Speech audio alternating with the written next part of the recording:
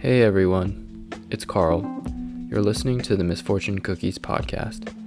In today's episode, I interview my friend Jaren, who shares his story of waking up to find out that his dad had suddenly passed. We talk about the painful logistics of planning a funeral during COVID, what it's like to grieve a complicated relationship, and the intergenerational trauma that runs in Chinese immigrant families. We hope you enjoy this conversation.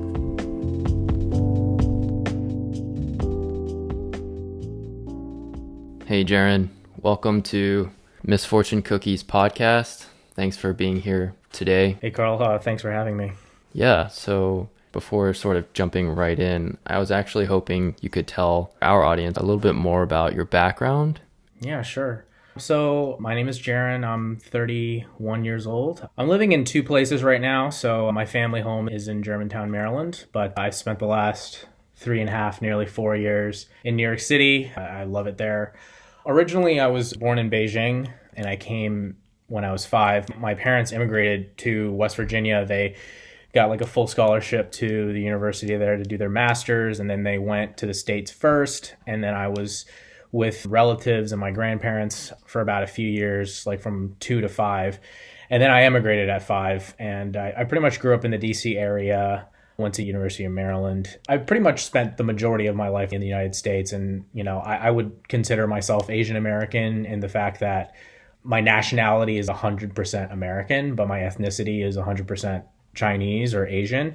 So it's like walking between those two lines, I guess, in those two worlds. Awesome. So without further ado, this past year so far has been rough for all of us, and especially for you, given we talked about it briefly, but maybe we can just start with this question of when did your dad pass this year and how did he pass? Yeah. I mean, this year has been obviously a crazy year with the election just less than a month ago, and then COVID, obviously. So my dad, he died on Memorial Day, May 25th. He actually didn't pass from COVID, which is, I'm thinking like, you know, years from now or like even decades from now, when people ask about my dad, they'll be like, yeah, he passed away in 2020. And immediately everybody's first response will be like, oh, did he die from COVID? And he didn't. He had an epileptic seizure and he passed away in his sleep very suddenly. I mean, for all intents and purposes, he was a healthy guy. He died when he was 56. He didn't have cancer, or he, you know, wasn't in the hospital. He passed away in his sleep very suddenly, you know, the day before he was out and about eating, spending time with family. That week prior, he was working. And, you know, just that day, he just went. He had seizures for the majority of his adult life. It was something that was triggered by like a very stressful event in his life in his early 20s, and he got it, and then he had to kind of take medicine for the rest of his life to effectively suppress the symptoms or manage the symptoms. And so if he was still under a lot of stress, or if he didn't take his meds, he would relapse or he would have an episode. Gotcha. Maybe you can just describe a little bit more what happened that day and what happened the subsequent few days after that day, May 25th. Yeah. No, definitely. I mean, it even starts kind of before he passed, because so COVID hits and it's like February, March, and everything gets shut down. People start working remotely, and I'm still in New York and I'm working from home, and it's me and my girlfriend, and we get into like a little argument, and she decides to go back to live with her sister and her mom for a little bit. So it's me in New York City by myself. This is in May. And I was thinking to myself, hey, like I told myself this, and I've been telling myself this for years, ever since I moved out and went to New York, that I should go back home as often as possible to spend time with my mom and my dad.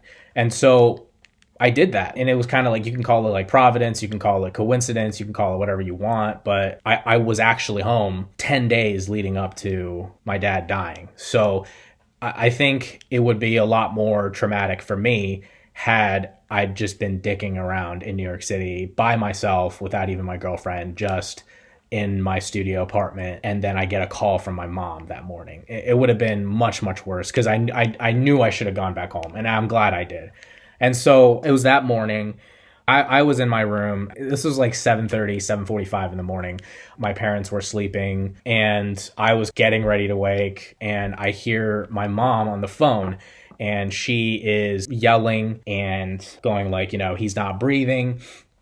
And so immediately I get up and run over to my parents' bedroom, and I see my mom on the phone and my dad is just laying there. And he was not moving, not breathing, none of that. And his face had already lost its shade. It was very reddish, purplish. It kind of looked like the blood had already left his face kind of deal. And so immediately she was on the phone with the emergency operator, and I start trying to perform CPR on my dad as the operator was coaching me through it, because I've never done it before in my life. So you can imagine just the incredible sheer level of stress and like the trauma that was happening. And I'm doing CPR, though I'm probably screwing it up. And then it seemed like in a matter of moments, the paramedics came over.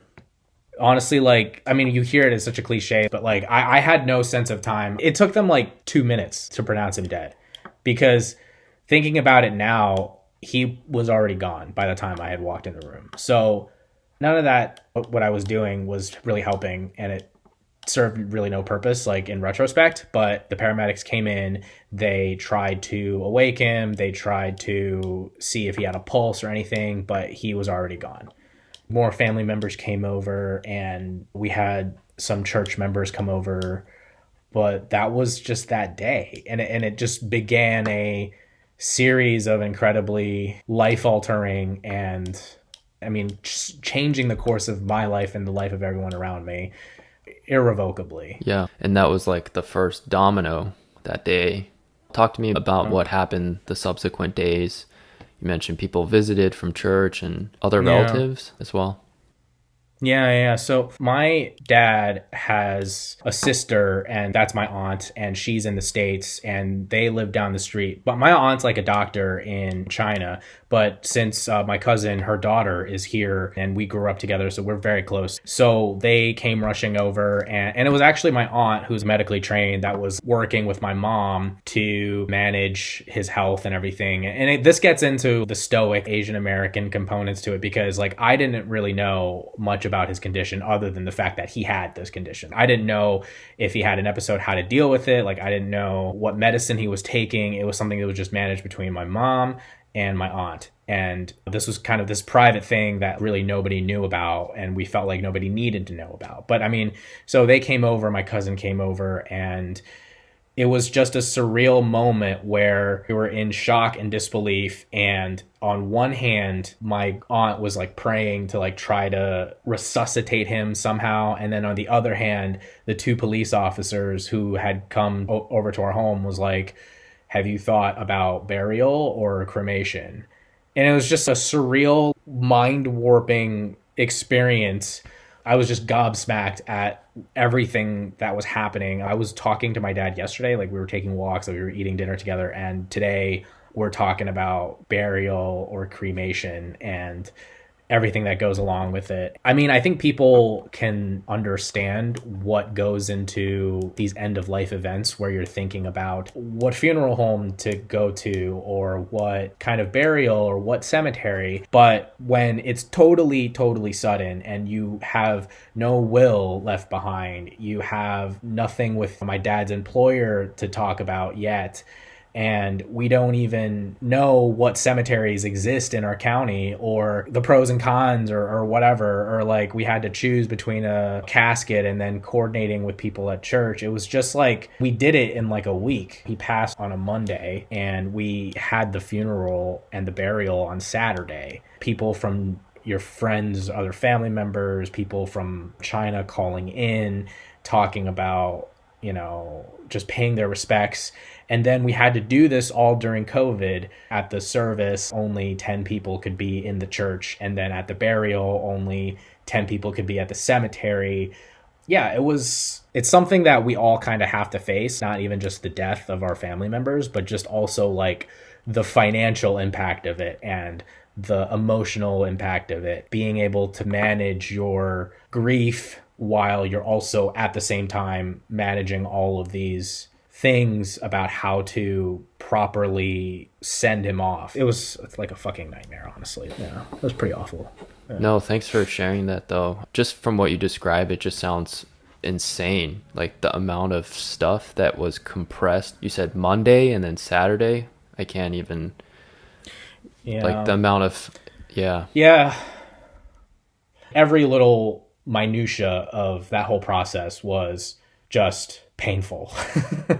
It was just painful. And, go through that, you do the burial, and then you try to start to live life again, Well, tell me, for the burial and the funeral, do you feel like it was done to your satisfaction, or like the best that you could have made of the situation, I guess? Yeah, I mean, he was always a private person, so I don't think I minded the fact that like there was very few people attending the funeral. I'm kind of glad we took the time to really look at different places, weigh the different options. And I think in a very, very morbid situation, we were able to kind of take care of everything to our satisfaction. But it was mostly just pretty god-awful process. But you almost know that you have to get through it. You just have to get through it out of the respect for your dad.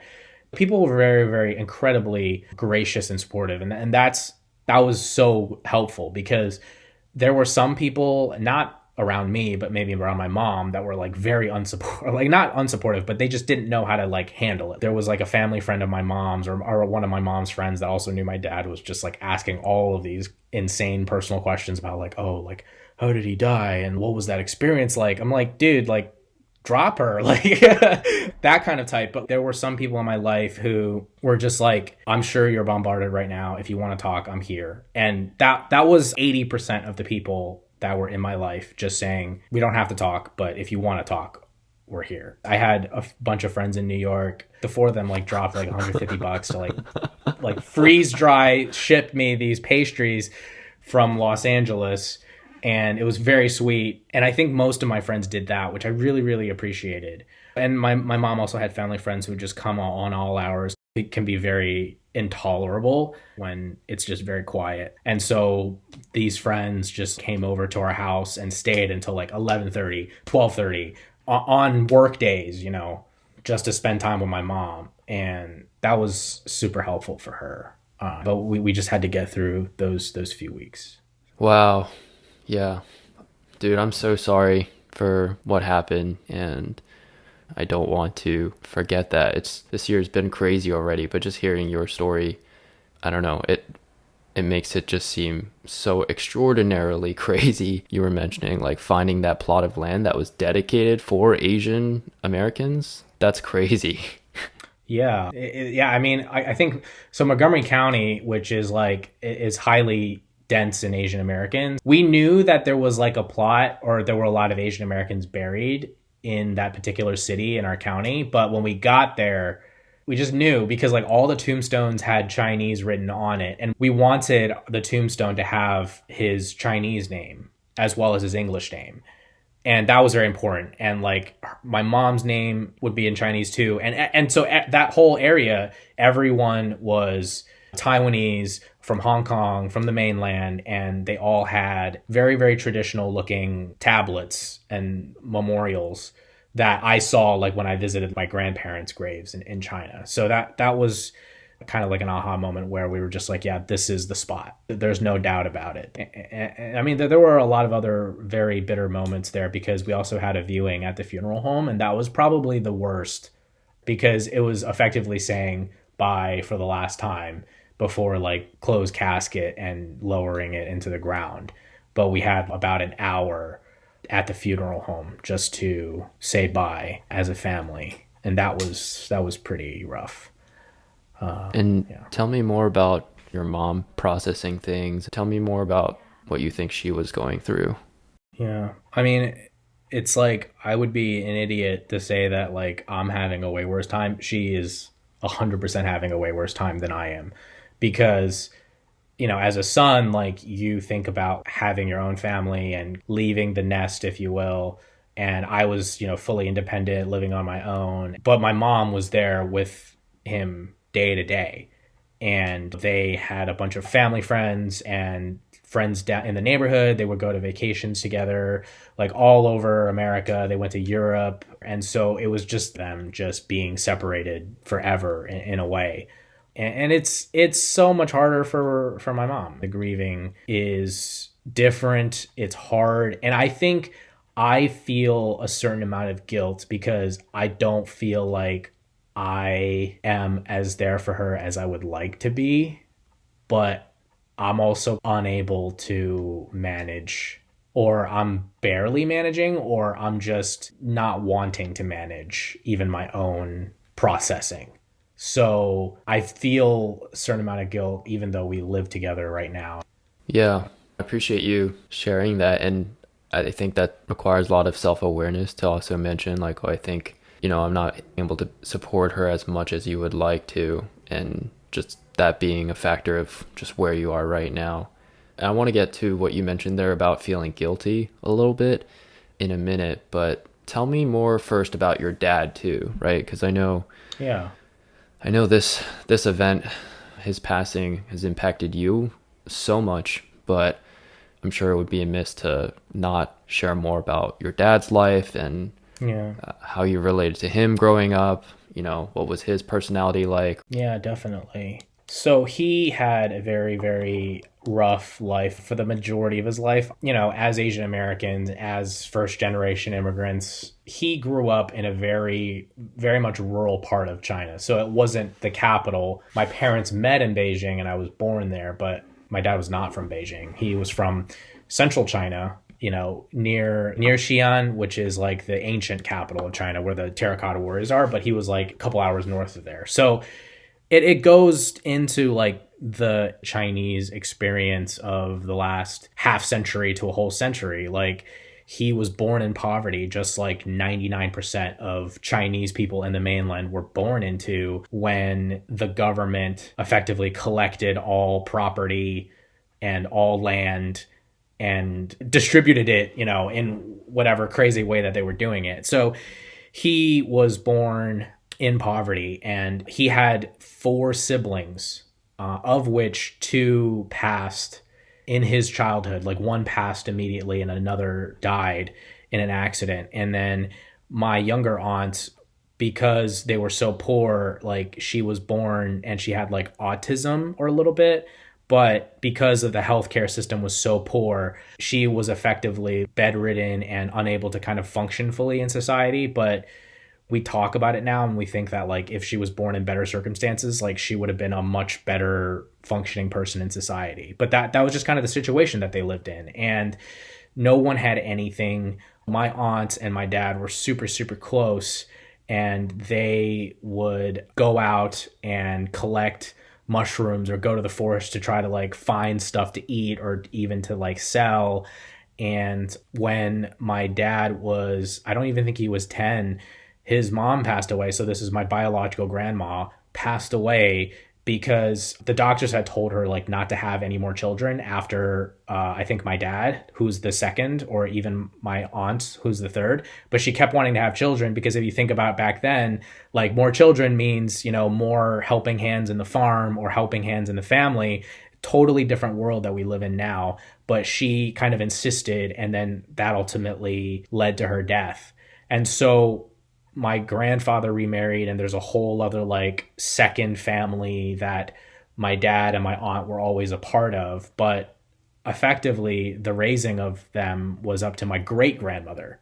Her story is even crazier and more incredible because she was a 60-year-old grandma, and she ultimately lived until she was nearly 100. She passed away 2 years ago. In fact, my dad passed away just over a year after my great grandmother, his grandmother. And they were incredibly close because she effectively raised my dad and my aunt and my third aunt, or my young, like little aunt, if you will. And when he was young, he liked to climb trees and like play around. And I think what happened was he knocked his head. And because of that, that was maybe the trigger that would ultimately result in the epilepsy that he would have in the future. And, he is in high school, he like fails his test, but then my great grandmother shuts him in his room for a whole year and says, you're going to spend the whole year taking tests. And so he passed. And because of that, he was able to go to college outside of his village and then ultimately graduate and then go to Beijing. And that led to the sequence of events, which ultimately resulted in my whole family being here. So he went to college, he moved to Beijing to work, met my mom in their office, and they were in the process of coming to the States. My mom had gone first to go to the States, and he was with me, and he was deciding, like, should I leave Jaren with my wife's side of the family, my side of the family, like, what's going on? When am I going to go? I don't know the language, all of those things. And at that time, he had a huge stress event that triggered his epilepsy. And that's what ultimately began these sequence of events where he had to take medicine all the time. As you can imagine, he was a very hard man. Like, he was a very, very, very hard man. He was a huge smoker, which was always something that we were worried about as he was getting older, like his smoking, his drinking. He just stopped doing these things. We were worried about his health. And then, we realized in hindsight it was his epilepsy. But, it was kind of just the environment that he was born into that caused all of these bad addictive behaviors that maybe worsened his health and made him kind of just like a stiff guy. So growing up, like, I was always afraid of him. There are some families, Asian families, where it's like the tiger mom. Like, there was no tiger mom in my family. It was just my fucking dad. Like, just the presence and the menacing presence almost in the room, where I was in a very rigid system growing up to be as overachieving or as achieving as possible. And sometimes I succeeded, and other times I just straight up rebelled against it. And I was just like, this is fucking bullshit. Like, I don't want to live this rigorously. And we fought a lot. And so he spanked me a lot growing up, and he many times was very verbally and emotionally sometimes abusive, things like that. I remember growing up just living in fear, mostly. That was the theme of my childhood in many ways. That wasn't really solved until I became independent and moved out of my house. And he kind of saw that Jaren can take care of his own affairs, like, he's making his own money, he doesn't rely on us. And thus began his last 4 or 5 years of his life, where he softened up an incredible amount, which is like something that I was always kind of hoping for, and he was really getting towards there. Like, growing up, like, I would always hear about like stern Asian dads and how, like, when they have grandchildren or when they don't have to take care of you, like, they really soften up and begin to open up emotionally, because it totally makes sense. Like, you had a very traumatic childhood. You emigrated to the States, and you didn't know if you were going to live or die, or you didn't know if you were going to starve, or you didn't know what you were going to do to provide for your family. Like, there's no way you wouldn't have a chip on your shoulder and just be hyper. I don't know, like, the best word to describe it, but you can kind of see, like, how it would mold a person to be the way that he was. So I was kind of waiting for that, moment where we would have, like, our relationship would evolve. And growing up, I had a lot of resentment and bitterness. And, as I kind of learned more about my dad, this was even before he passed. Like, all of that was just forgiven. I had never felt any ill will or resentment towards him, because I kind of saw what he went through and everything that he did and how hard he was trying, and his anger issues and how much he resented himself over having these things. Me and my mom were very much looking forward to his and my mom's golden years, where they would just take vacations, enjoy their retirement, and enjoy friends and family and hold grandchildren and all of that stuff. And now it brings us to 2020 and him passing, and it's just kind of, it's over, in that regard. And I do feel like I wish he had just as traumatic as his upbringing, as joyful as his latter half of his life, to match what he went through in his childhood. And he didn't get that. And that makes me sad. That really makes me sad, because he was really, really softening up and becoming, like, in the last few years, like, we could talk about a lot more things. Like, I would talk to him about relationship troubles, and I would talk to him about my work and, should I take this job? Should I not take this job? Like, what should I do about my career? Where should I live? Like all these things that, our relationship was rapidly evolving into something much, much better. And we just were not able to manifest that, at the very end. Yeah. To the full potential of what that was. It does sound like there was a trajectory here, and what you mentioned, sort of the reversal almost of all the terrible trauma that your dad endured growing up to, that there was potentially an opportunity for that to all be redeemed in a sense, maybe. I don't know. I mean, it's really just part of the Asian American experience where you grow up and you were dirt poor and your only way out was education. And my dad was able to succeed and therefore make better for himself. But it didn't change the fact that he was even poorer than other people because he didn't have a mom. And then my grandfather remarried and had his own other step family. So his dad was not around as much as, he could have been. And so you lose your mom and then you have half of your dad-ish. And so your only person was your grandma, and that is how they survived. And he was looked down upon by other families because he was kind of almost like an orphan type. And then he just always had a chip on his shoulder. And you can kind of see how, addictive behaviors like smoking, he smoked since he was 14 or something like that. And so you see these bad coping mechanisms to just survive. And you see how it just manifests itself in incredibly ugly ways. Either it's your propensity towards angry outbursts or addictive behaviors, or even toxic masculine nature of never opening up about your problems, not having proper outlets to really process some of these things that he had.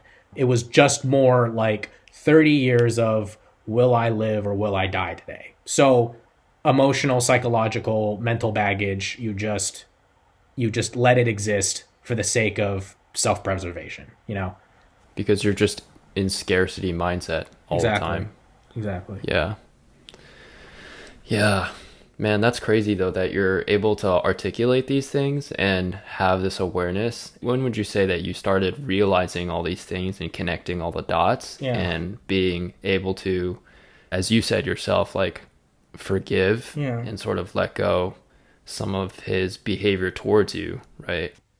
I really was looking for answers about my resentment towards my dad. And I had a really, really profound mentor in my life. He said, Jaren, your dad cannot give you something that he himself does not have.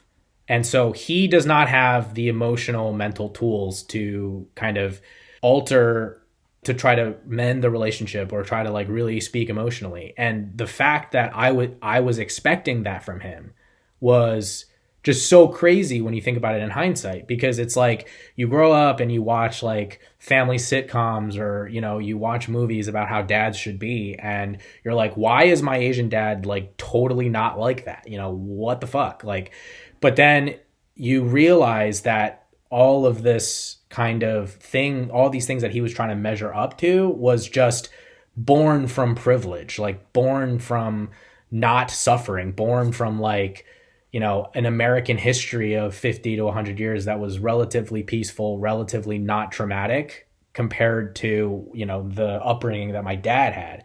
And so when you see the situation, you almost have to look at how silly it is.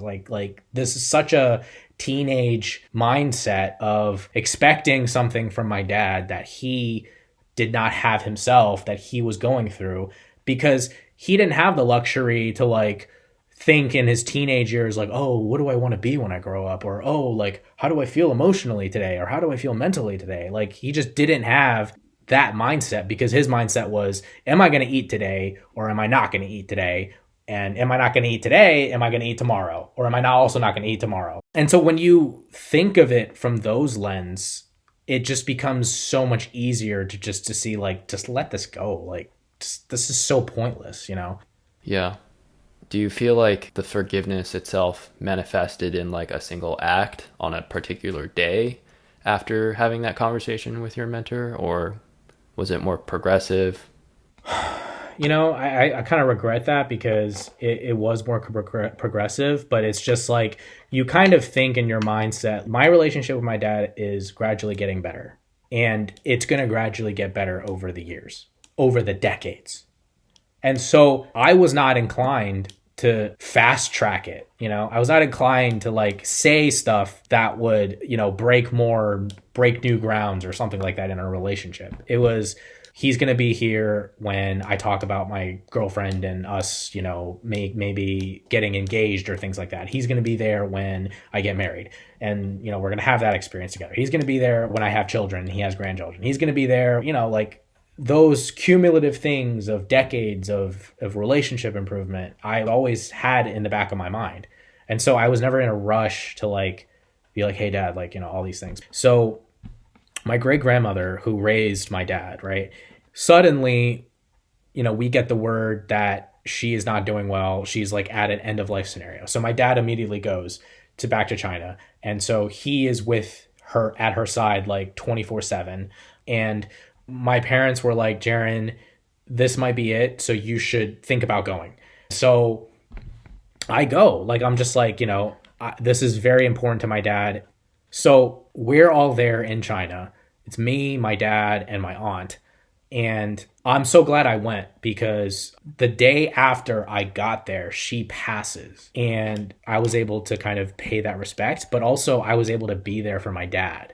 That was the most important thing. When she first died, my dad ran out of the room and was crying in the bathroom. I've maybe seen my dad cry like 3 times in my entire life, and that was one of them. And so I go into the bathroom with him and I just like hug him, but from behind. And that was actually our one and maybe our only hug where it wasn't like my mom forcing us to make up. And that was a really big moment for us. And he told me like, Jaren, I'm so proud of you. I'm so glad you came back. I'm so glad you came to be here. That was our relationship a year before he died. And you kind of just think, we got so much fucking time to spend together, to unwork all of these awkward things that, but you don't.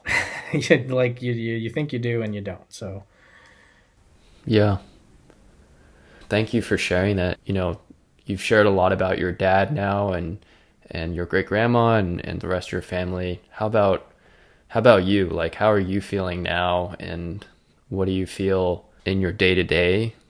I want to say it's like difficult, but it's more even weird because there are just some days where it totally feels normal. Like I might think about my dad and everything that's going on, but like I, work a lot and I get through the day. I talk to my girlfriend and then it's the next day. But then I think weekends are actually pretty hard because I just don't have any distraction. So I think Sundays are actually the hardest because, well, the thing is like every Sunday I actually go to the cemetery to see my dad. I've been doing that every week since I've been back in Maryland. But this is just nothing like I've been through. I'm the type of person who's pretty introspective. I'll tend to like evaluate myself or psychoanalyze myself and just go like, why are you acting like this? Like, why are you behaving this way? And this is just not one of those things where you can psychoanalyze yourself out of, or you can mentally solve. And actually, what I found to be very helpful is just ignoring it. Like, I'm not even going to lie. It's too painful, truly, to think about it. And I think, so when he first passed, I took about 3 weeks off just to manage all the affairs and just to get everything straight. But then as I worked through the summer, I was like, I need to get away. Like I need like another, hopefully a month to just process, like, cause I felt like I was emotionally fraying and not the best. So I took like a week to go upstate New York with my girlfriend and some friends, and that was fine. But I was also like crying in the car while they were in the back seat and we were driving. Like that totally happened while I was driving. Like that was the level, right? The next 2 weeks I was just at home by myself and I could not emotionally process it. It was just too much. And so what I ended up doing was I researched about cars like 12 hours a day for like 8 days, and I ended up buying a car like for no reason. And I live in New York.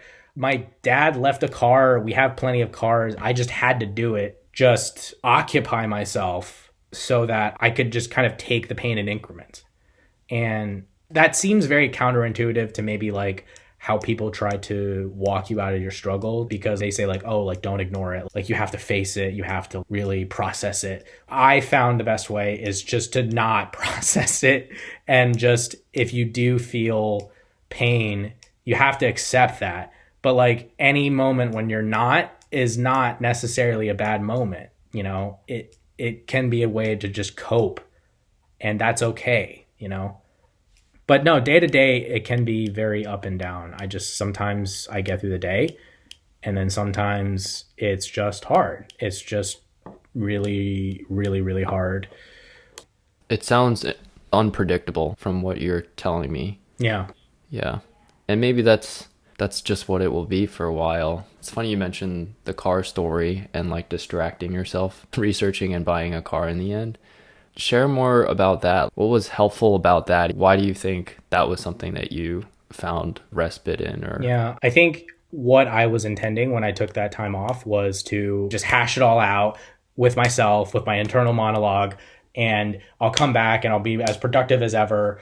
And that was totally not what happened. And I don't even know why it was cars. Like maybe I think I was thinking about how like my dad taught me how to drive, and my first car was actually a stick shift manual transmission that he handed down to me. It was like a 98 red Civic. And, you know, like I was very fond of that. And I think since then, like I've always like enjoyed driving, like not bumper to bumper traffic, but just wide open roads where your headspace is very clear and you can just kind of zone out a little bit.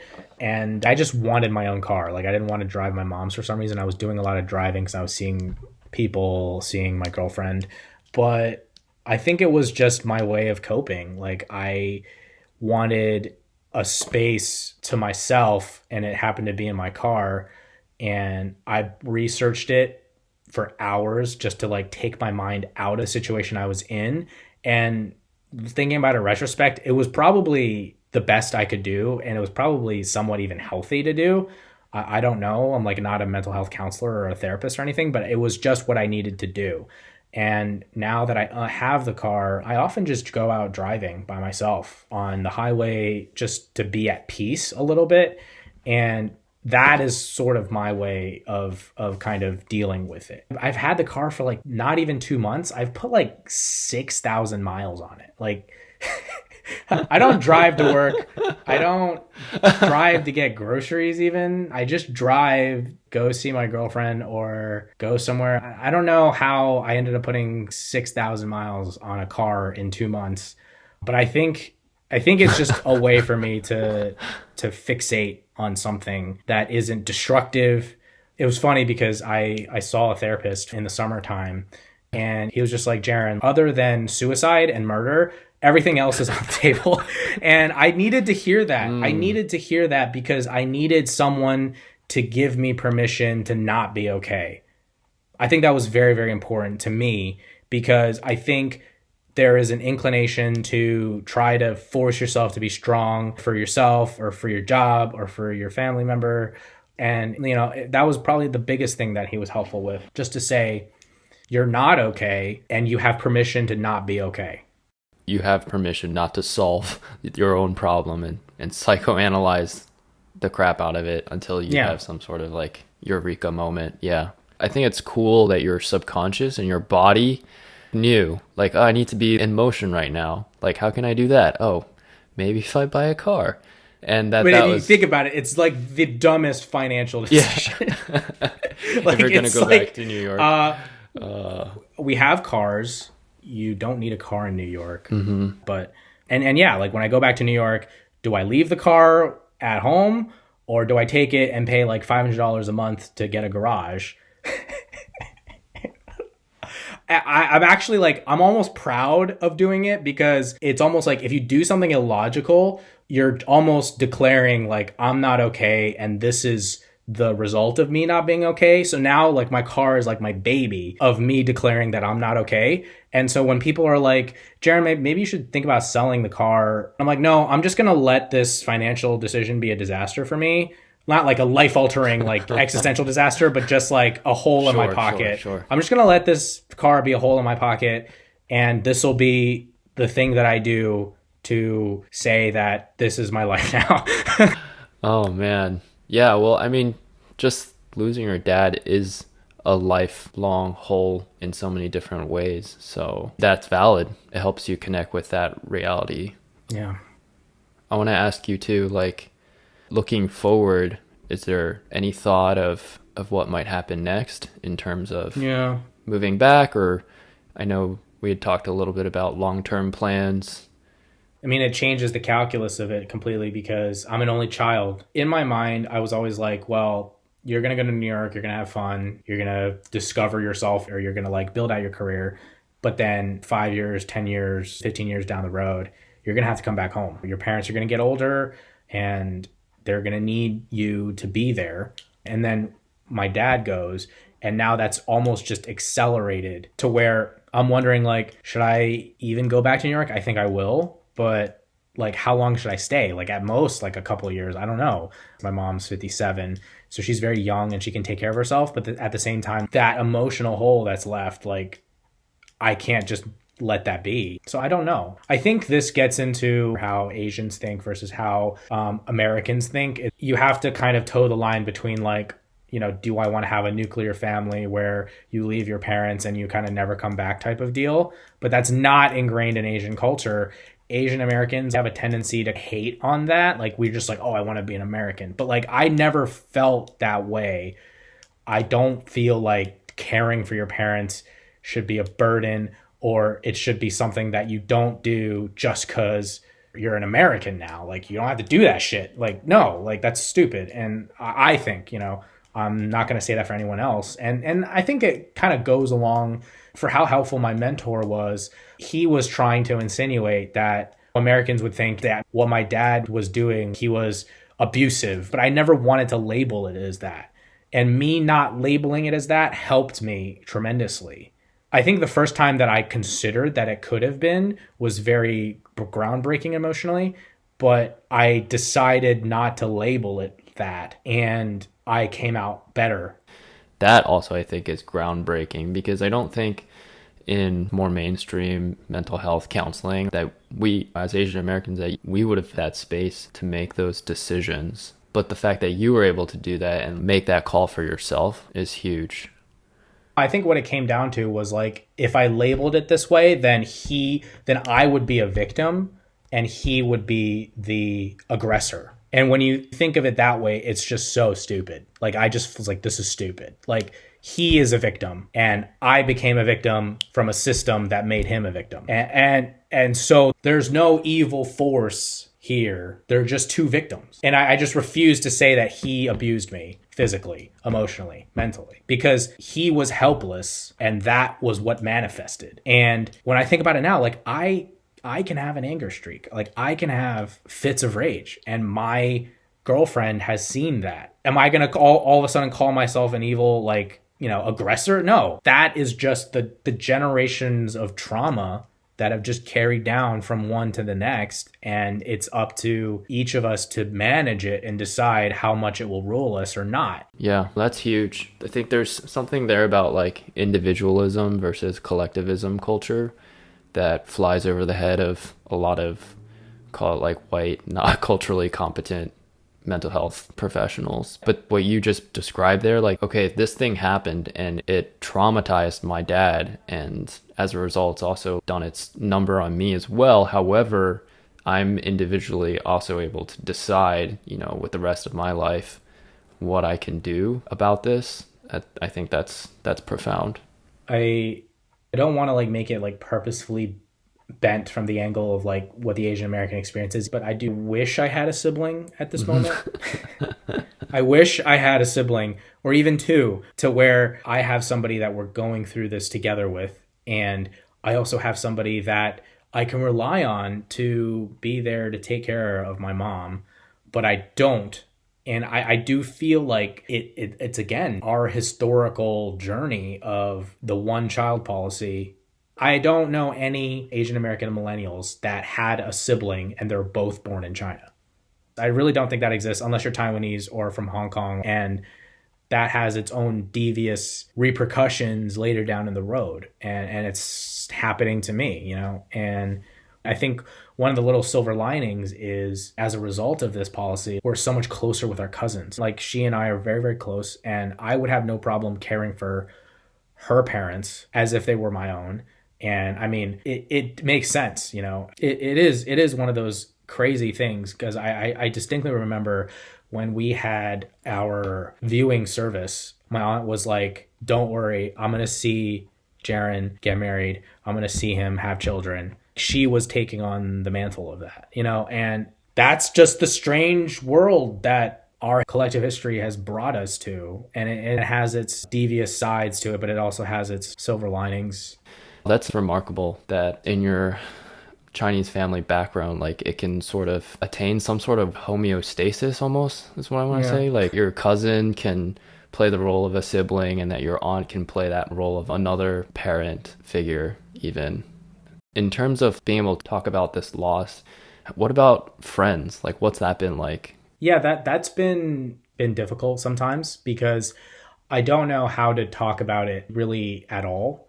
And when he first passed, like everyone called and everyone expressed condolences and things like that. And I appreciated it, all of them. But you realize that everyone has a limit and you have to respect people's limitations of being there for you. I visited a couple of very, very close college friends of mine. This was maybe a month after he died. I was low-key like hoping that they would bring it up and just ask me how I'm doing. And they didn't. And I was like wondering, should I be upset about this? And I realized like I shouldn't be upset about this at all because nobody really knows what the language is, like the language of how to talk about your friend's parents passing. It's just not in our vernacular. And that's okay. I think if anything, I've just learned to give people more rope as a result of this. Like some people, like they want to text and I just don't have the bandwidth to have a conversation. And I also give myself permission to not do that. I'm not going to hold myself responsible and I'm just trying to give myself some slack, you know. It has been kind of all over the place, but I think I've learned to be as gracious as possible and not expecting certain friends to say certain things to me at certain times. I've let go of that expectation entirely, I would say. I think at the end of the day, it's tiring to talk about loss and grief over and over, explaining things over and over, because friends, they're always going to be coming from a different place and they might have these notions of what it looks like to be supportive of you, or so just giving them more rope, but also giving yourself more permission. I think to allow myself to be not the best version of myself has been super helpful, but I've learned to kind of be appreciative of just normal moments of hanging out with friends where we don't talk about it. We're just out grabbing dinner and a couple drinks, or we're talking about the NBA or whatever it is, where we're just hanging out, you know? So it's something that you can easily get bent out of shape, but I never had that feeling for very long. Yeah, that's awesome. Is there anything that we've talked about so far that you want to revisit? I do think that like I need to do some more internal work with my therapist because I do feel a lot of numbness. My interests are still the same. My personality is still the same, but everything just feels a little duller.